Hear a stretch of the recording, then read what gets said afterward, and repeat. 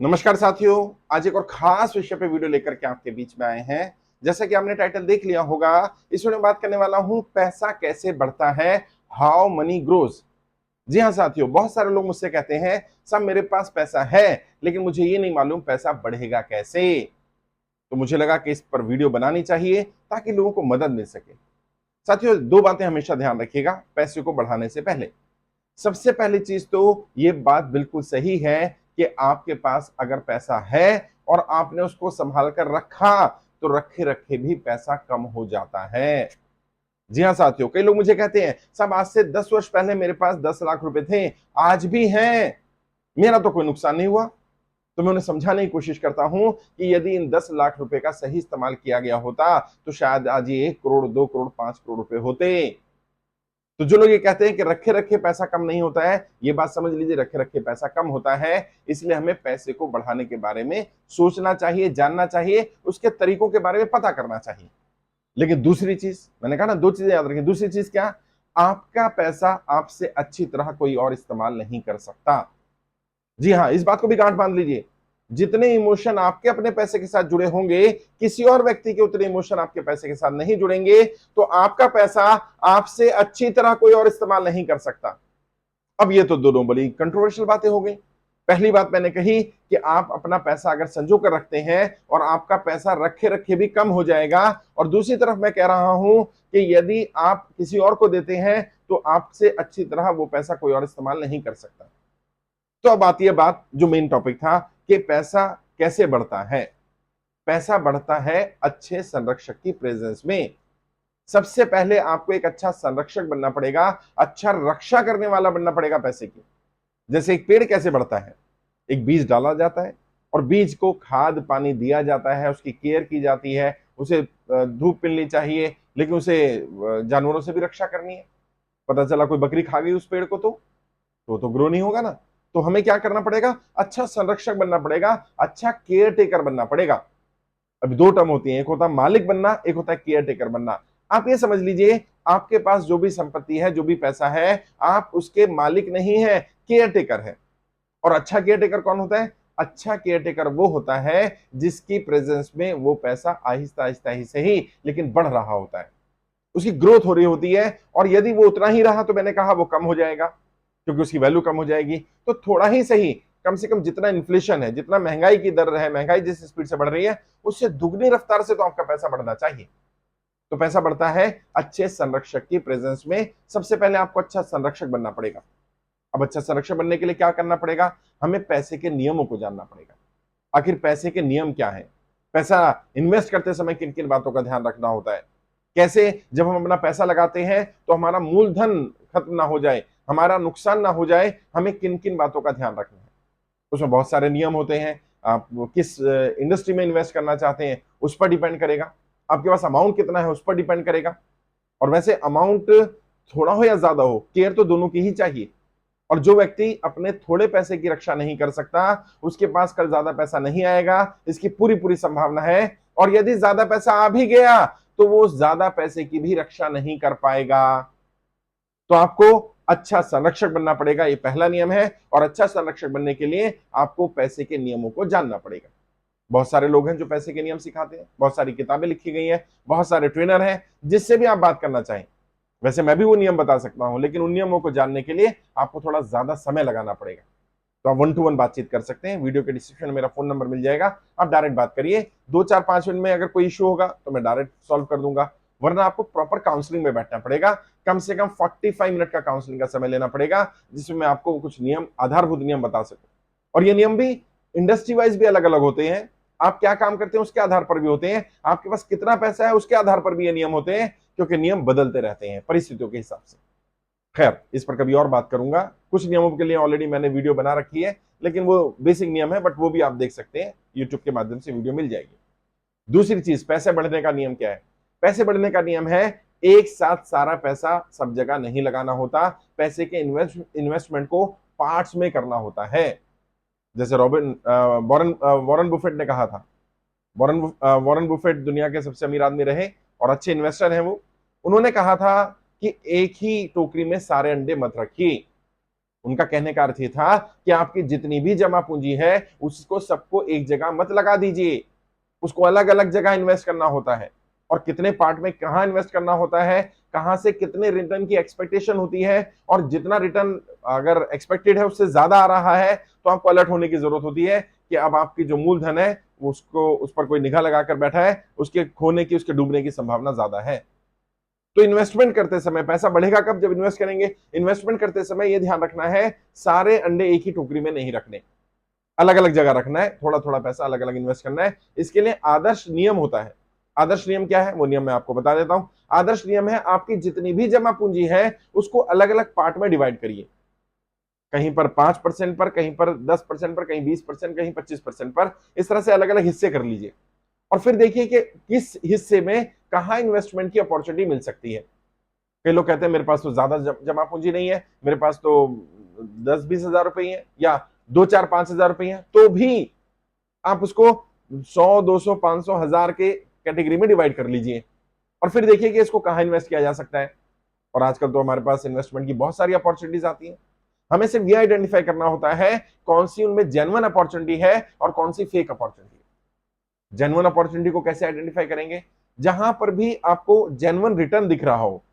और genuine return का अर्थ क्या होता है, जो एक एवरेज है उस मार्केट का, उस एवरेज के आसपास हो, या तो अपर लिमिट के आसपास हो या लोअर लिमिट के आसपास हो, उस एवरेज में अगर रिटर्न बता रहा है, मिल रहा है, तो वो जेन्युइन इन्वेस्टमेंट जनरली होती है। लेकिन यदि बहुत हाई रिटर्न कोई बता रहा हो, अनएक्सपेक्टेड ह्यूज रिटर्न बता रहा हो, तो तुरंत आपको सतर्क होने की जरूरत होती है, अब ये इन्वेस्टमेंट रिस्क वाली हो जाएगी। और वैसे भी इन्वेस्टमेंट के बारे में कहा जाता है मोर रिटर्न मोर रिस्क। आप कितने हद तक रिस्क लेने को तैयार है, अगर आपका रिटर्न ज्यादा आ रहा है तो पूरी पूरी संभावना है कि इसमें रिस्क भी ज्यादा होगा। और मूलधन का अगर आप रिस्क ले लेते हैं, आपका मूलधन समाप्त हो जाता है, इसका मतलब आप अच्छे संरक्षक नहीं हैं और आपका पैसा बढ़ेगा नहीं। और इसके लिए एक्सपेरिमेंट करने के लिए पहले थोड़े अमाउंट पर ट्राई करिए, इतना अमाउंट जितना आप डूबने के बाद आपको सदमा ना लगे, आप परेशान ना हो, आप उससे सीख सकें। और कोई भी व्यक्ति ऐसा नहीं है जो आपको इन्वेस्टमेंट का इंजेक्शन लगाए और आप सीख जाएं कौन सी इन्वेस्टमेंट जेन्युइन है, कौन सी जेन्युइन नहीं है। ये एक्सपीरियंस से आता है। कोई व्यक्ति, एक्सपीरियंस व्यक्ति भी अपने एक्सपीरियंस में कुछ बातें तो बता सकता है, लेकिन जो इन्वेस्ट करवाने वाले होते हैं या अलग अलग इंडस्ट्री होती है, उसमें समय समय पर बदलाव होता रहता है। और जो ये फ्रॉड करने वाले लोग होते हैं, इनको पहचानना बहुत मुश्किल हो जाता है, क्योंकि ये बिल्कुल आम लोगों की तरह ही दिखते हैं। ऐसा नहीं होता फ्रॉड करने वाले लोगों के 4 कान होंगे, आप पहचान जाओगे फ्रॉड ही है। ऐसा नहीं होता है कि वो फ्रॉड करने वाला व्यक्ति जो है वो उसके माथे पर लिखा होगा कि फ्रॉड ही है, या किसी पर्टिकुलर जाति या धर्म का होगा, नहीं, कोई भी हो सकता है। और ये फ्रॉड करने वाले लोग इतना जेन्युइन मायाजाल बनाते हैं, या इस तरह से मायाजाल बनाते हैं कि सामने वाला फंस ही जाए। लेकिन कोई एक व्यक्ति एक बार आपको मूर्ख बना सकता है, इसकी संभावना है। दोबारा यदि वही व्यक्ति आपको मूर्ख बना दे, या उसी तरह की इंडस्ट्री का व्यक्ति आपको मूर्ख बना दे, तो अब ये आपके ऊपर प्रश्न चिन्ह है कि आपने अपनी पुरानी गलती से क्या सीखा।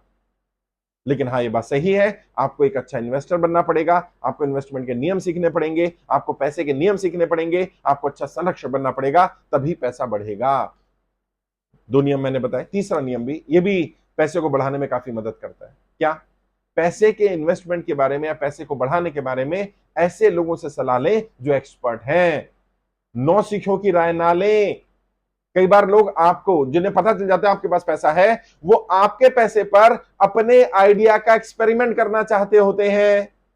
उन्हें किसी इंडस्ट्री के बारे में पता चला, कहीं इन्वेस्टमेंट अपॉर्चुनिटी के बारे में पता चला, उन्हें लगा यार मैं अपने पैसे पर रिस्क नहीं लेता, तो क्या करूं, ऐसे व्यक्ति को पकड़ूं जिसके पैसे पर रिस्क लिया जा सके, और जिसे ऐसा एहसास कराऊं कि मैं तुम्हें इन्वेस्टमेंट अपॉर्चुनिटी बता रहा हूं, मैं तुम्हें तुम्हारे पैसे का बढ़ने का नियम बता रहा हूं, और फिर ऐसी जगह इन्वेस्ट करवा दिया जहां पैसा बढ़ने की बजाय पैसा घट गया।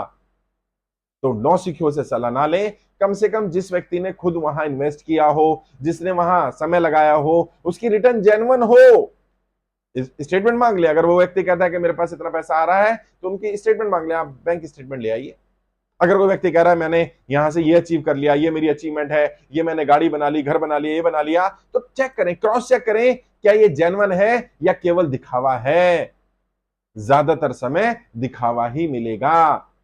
और ये दिखावा करने वाले लोग जो हैं, वो इतना बढ़िया आडंबर बना देंगे, चकाचौंध बना देंगे, शो शोबिस का सिचुएशन बना देंगे ताकि आपको लगे इतने लोग झूठे नहीं हो सकते, इतने लोगों के साथ थोड़े ना ये गड़बड़ कर लेंगे, इतने हजारों लोग आए हुए हैं, यहां थोड़े ना फ्रॉड हो जाएगा। होता ही ऐसे है।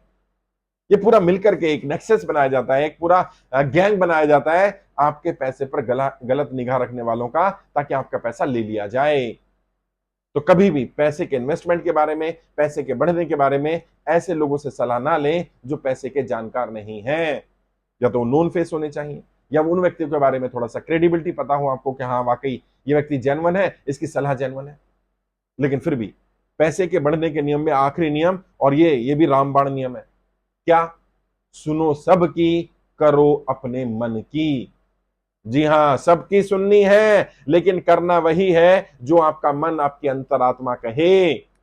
यदि कोई बढ़िया से बढ़िया अपॉर्चुनिटी भी लगे और आपकी अंतरात्मा से आवाज आ जाए नहीं ये ठीक नहीं है, वहां मत जाना।